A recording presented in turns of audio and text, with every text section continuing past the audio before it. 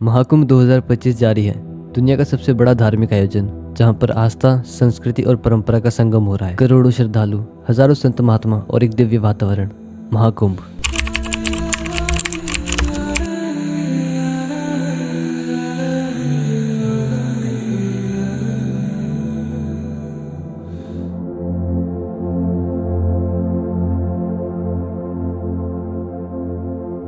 पर आप जानते हैं कि महाकुंभ की शुरुआत कैसे हुई, इसके पीछे की पौराणिक कथाएं क्या हैं और 2025 का महाकुंभ इतना ज़्यादा खास क्यों है। महाकुंभ का इतिहास हजारों साल पुराना है। इसकी जड़ें हिंदू धर्म की सबसे प्राचीन कथाओं में है। आज की इस वीडियो में मैं तुम लोग को महाकुंभ से रिलेटेड ऐसी चीजें बताऊंगा जो तुम्हें पता होनी बहुत जरूरी है, क्योंकि महाकुंभ में भाग तो हर कोई ले रहा है बट किसी को महाकुंभ का महत्व नहीं पता है। तो आ जाओ शुरू से शुरुआत करते हैं। तो चलो समुद्र मंथन वाली कथा से शुरू करते हैं। बहुत ही ज्यादा पुराने टाइम की बात है, मतलब प्राचीन काल की बात है। जब देवताओं और असुरों ने समुद्र मंथन किया था तो बेटे तब निकला था अमृत का कलश। अब अमृत का कलश निकला तो जाहिर सी बात है वो देवताओं को भी चाहिए था और असुरों को भी, और इसी वजह से देवताओं और असुरों में छिड़ गया युद्ध, यानी कि लड़ाई हो गई। और देवताओं और असुरों के बीच का यह युद्ध 12 दिन तक चला था। देवताओं के 12 दिन मानव जाति के 12 वर्षों के बराबर होते हैं, यानी कि 12 साल। देवताओं वाली जो टीम थी उनका पर्पस था इस अमृत कलश को असुरों से बचाना, बट अनफॉर्चुनेटली असुर देवताओं से ज्यादा शक्तिशाली थे और उस अमृत कलश को हड़पने का प्रयास कर रहे थे। और अगर ऐसा हो जाता, यानी कि अमृत से भला वो कलश असुरों के हाथ लग जाता, तो संपूर्ण सृष्टि का सर्वनाश तय था। अब ऐसी परिस्थिति में भगवान विष्णु ने अपना मोहिनी स्वरूप धारण किया। मोहिनी स्वरूप बोले तो सुंदर कन्या, समझ रहे हो। मोहिनी स्वरूप एक बहुत ही दिव्य, सुंदर और मनमोहक स्वरूप था, जिस वजह से कि सारे असुर उस पर मोहित हो गए थे। असुर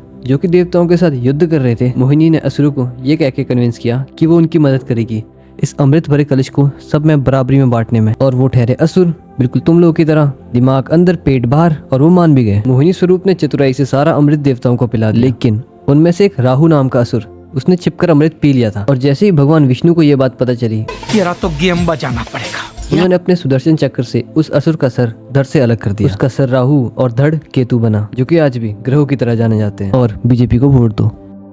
बट जब उन लोगों को इस चीज की रियलाइजेशन हुई कि हमारे साथ चीटिंग हुई है, तो उन लोगों को आ गया गुस्सा, और इसी वजह से देवताओं और असुरों में छिड़ गया युद्ध। और इसी दौरान जब भगवान विष्णु उस कलश को लेकर अपने गरुड़ पर सवार होकर जा रहे थे, तो 3-4 बूंदे धरती पर गिर गई। और धरती पे ये 4 जगह थी, प्रयागराज, हरिद्वार, उज्जैन और नासिक। और यही कारण है कि इन 4 स्थानों पर हर 12 साल में कुंभ मेले का आयोजन होता है। महाकुंभ, महा और कुंभ 2 शब्दों को जोड़कर बना है। महा जिसका मतलब होता है महान, और कुंभ का अर्थ है कलश।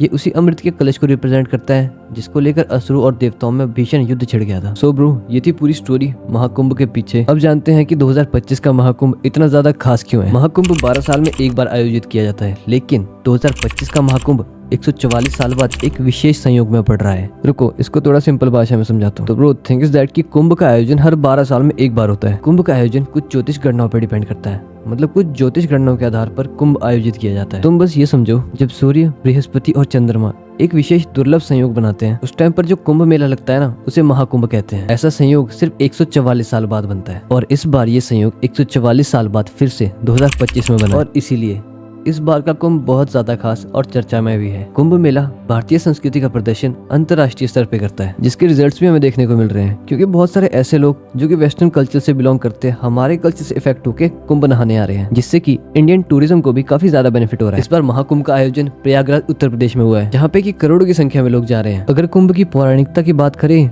तो इसका पहला लिखित प्रमाण 7वीं शताब्दी यानी कि 7th सेंचुरी में मिला था, जब हर्षवर्धन ने इस मेले का आयोजन किया था। एक पुराने चाइनीज ट्रैवलर शुआंगैंग ने अपने लेखों में उल्लेख किया है कि हर्षवर्धन इस मेले में अपना सारा धन दान कर देते थे। और फिर 16वीं और 17वीं शताब्दी यानी कि 16th और 17th सेंचुरी में आदिगुरु शंकराचार्य ने कुंभ मेले को हिंदू संतों और अखाड़ों के लिए एक बड़ा और आध्यात्मिक पर्व बना दिया। तब से लेकर नागा साधु और अन्य संप्रदायों के लोग इस मेले का मुख्य हिस्सा बन गए। हालांकि पौराणिक रूप से इसकी शुरुआत समुद्र मंथन से मानी जाती है, लेकिन इतिहास में सम्राट हर्षवर्धन को उसका पहला संरक्षक माना गया है। बाद में शंकराचार्य और अन्य संतों ने इसे एक संगठित और धार्मिक परंपरा बना दिया, और आज कुंभ मेला दुनिया का एक सबसे बड़ा धार्मिक आयोजन बन गया है। तो ये था महाकुंभ मेला और उसका महत्व। कुंभ मेला तो सालों से चलता आ रहा है और आगे भी चलता रहेगा, इसमें तो कोई चेंज होने नहीं वाला है। अगर कुछ चीज टाइम के साथ चेंज हुई है तो वो हम लोग की सोच है। एक वो टाइम था जब लोग कुंभ मेले में श्रद्धा के साथ जाया करते थे, और मैं श्रद्धा कपूर की बात नहीं कर रहा हूँ। और एक आज का टाइम है जब लोग कुंभ मेले में सिर्फ इसलिए जा रहे हैं ताकि थोड़ा सा कंटेंट क्रिएट कर सके, 2-3 रीलें इंस्टाग्राम पे डाल सके और अपने दोस्तों को बता सके कि हाँ भाई गया था मैं भी कुंभ मेले में। और इतना ही नहीं, वहाँ पे जाके वहाँ के साधुओं के साथ मिसबिहेव अलग कर लेते हैं, फिर उसके बाद